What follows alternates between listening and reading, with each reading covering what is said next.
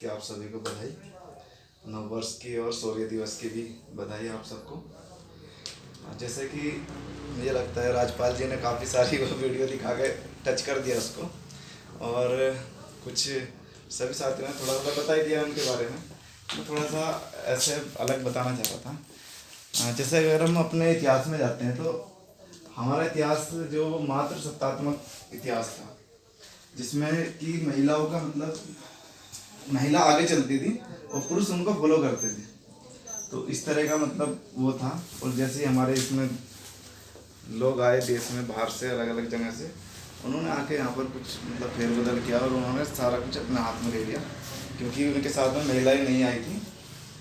तो उन्होंने मतलब वो पुरुष सत्तात्मक देश बनाते जो कि आज भी चला आ रहा है, और वो अभी भी मतलब महिलाओं को दबा कर रखना चाहते हैं। और मतलब जैसे देश में एक माहौल होता है, उसी माहौल में सब लोग जी रहे हैं, हम लोग भी।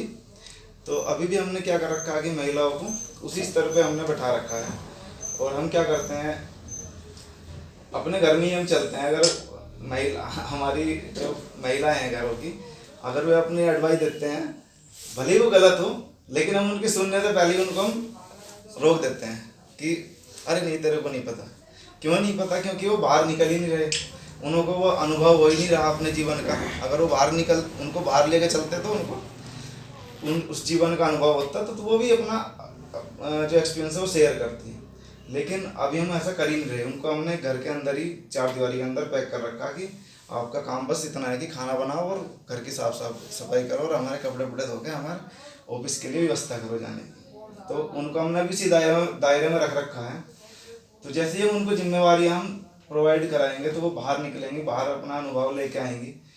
सबसे मेन चीज़ सीखने वाली जो चीज़ है वो है एक्सपीरियंस। जैसे ही आप मतलब वो लोगे उसको, तो आप ऑटो, अगर मैं उनको कुछ समझा रहा हूँ तो वो इतना काम नहीं करेगा जो वो खुद अनुभव लेगी जाकर। तो वो फिर इसी तरीके से काम करेगी। माता सावित्री बाई फुले ने ये प्रयास किया, बाहर निकली वे, तो उन्होंने एक क्रांति लाई देश के अंदर।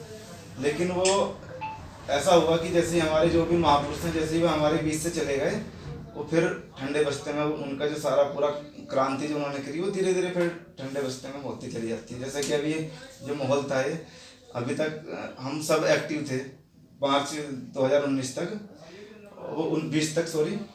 तो उसके बाद जैसे वो कोरोना वाला मामला चला, हम सब ठंडे हो गए। इसी तरीके से मतलब कि जैसे ये चले गए तो वो मतलब वो चीज़ें एक दूसरे के अंदर ट्रांसफ़र नहीं हो पाई। तो इसी तरीके से मतलब वो सब कुछ ख़त्म सा होता चला गया।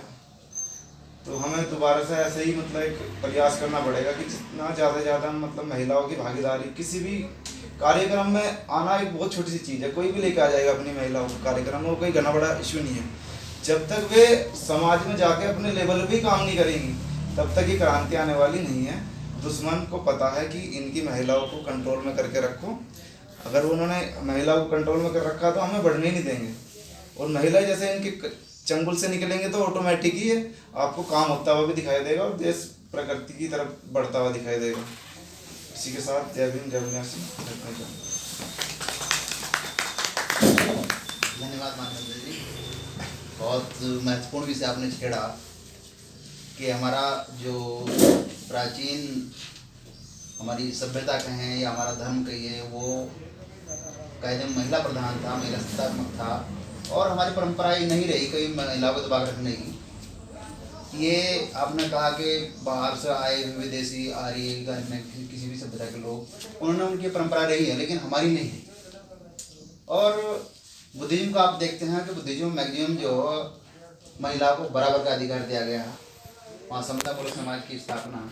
और ये कि ऐसा विषय है कि आज भी हम कहने को तो कहते हैं, लेकिन जो दूसरे की संस्कृति को हम फॉलो बहुत ज़्यादा कर रहे हैं, और हम कहने के लिए नाम मात्र के वही बौद्धिस्ट हैं। पूर्ण रूप से हमने उसको आत्मसात नहीं किया। जिस दिन हमने पूर्ण रूप से आत्मसात कर लिया तो हमको ये जो कमी है वो नज़र नहीं आएगी। और जैसा आपने देखा होगा कि बाज एक पक्षी होता, वो जो बच्चे को ट्रेन करता है ना अपने, तो उससे किलोमीटर के ऊपर ले जाता, ले जाने के बाद उसको छोड़ देता, और वो वो इतनी जोर लगाता फड़फड़ाता है बच्चा के समझ नहीं पाता, लेकिन जब मजबूरी होती है तो इतना सा ताकत हो इतना देर तक उड़ता रहता है, तो उसके ऊपर हमेशा बाज उसका अपना फन बनाए रहता है। ये लगा ये इसकी ताकत खत्म हो चुकी है, उसको पकड़ लेता है। यही समाज में क्या है कि हम आज भी हमारे अपने बच्चे अपनी महिलाएं उनको इस तरह पर दृष्टि तो रखिए, पूरी तरह कवर रखिए, लेकिन जो उनको खुलकर उड़ने दीजिए।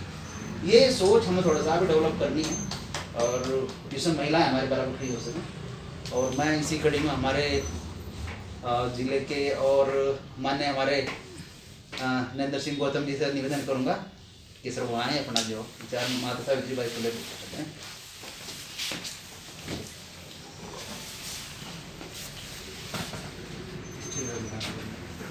सर बिल्कुल।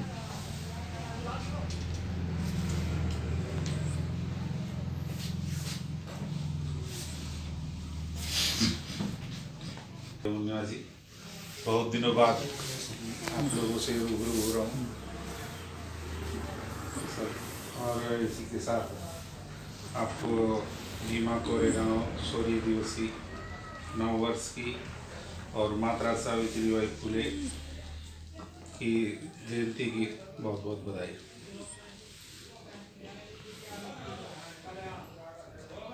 साथियों, आज हम माता सावित्रीबाई फुले की जयंती पर उनको याद कर रहे हैं।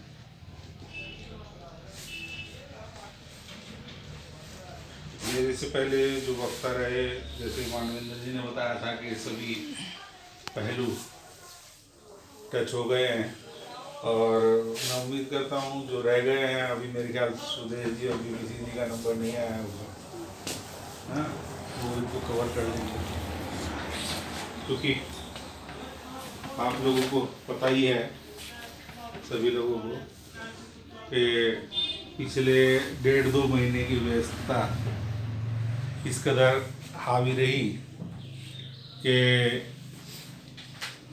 ऑलमोस्ट अनटच टाइप का हो गया था। तो अभी जो माता सावित्रीबाई फुले का जो सबसे बड़ा योगदान है वो है महिलाओं की शिक्षा।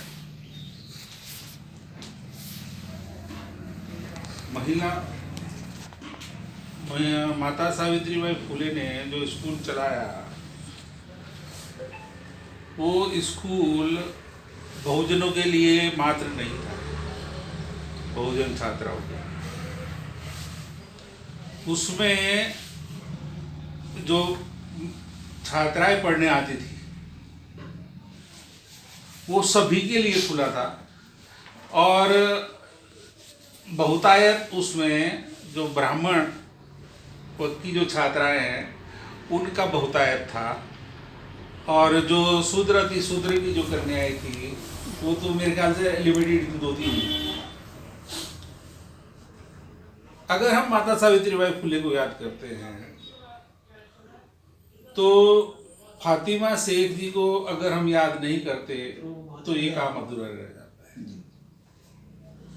क्योंकि जैसे ही आप बाबा साहब को याद करते हैं और माता रमाई को अगर आप भूल जाते हैं तो बाबा साहब को बनाने वाली माता रमाई है। वैसे ही ज्योतिबा फुले जी को ज्योतिबा फुले बनाने वाली माता सावित्रीबाई फुले है। और जो विषय जिसको 2-3 लोगों ने टच किया, पितृसत्तात्मक, पुरुष प्रधान, पैट्रार्की, पता नहीं कितने नाम उसको दिए जा सकते हैं। ये भारत की संस्कृति है। भारत की संस्कृति में बुद्धिज्म बहुत बाद में आया। महिला प्रधान भी नहीं, बराबरी। महिला प्रधान में भी अगर आप पुरुष प्रधान एक तरफ कहते हैं तो महिला प्रधान भी अगर आप कहते हैं तो भी डिफरेंशिएट होता है। बराबरी अगर आप बात करना चाहते हैं तो महिलाओं और पुरुषों को दोनों को बराबरी के अधिकार है। और उसका जीता जागता उदाहरण, कोई डिफरेंस नजर ही नहीं आता जितना जो आर्कियोलॉजी वालों ने जो एनालाइज किया, जो भी उन्होंने निष्कर्ष निकाला कि ये समानता पे आधारित सभ्यता रही है। तो माता सावित्रीबाई फुले और राष्ट्रपिता ज्योतिबा फुले, ये दोनों ऐसे गुरु हैं या ऐसे महापुरुष और महिला हैं जिन्होंने जो कहा वो किया। हम भी वैसा बनने की तरफ है नहीं है। ऐसे हम बड़ी बड़ी बात करते हैं,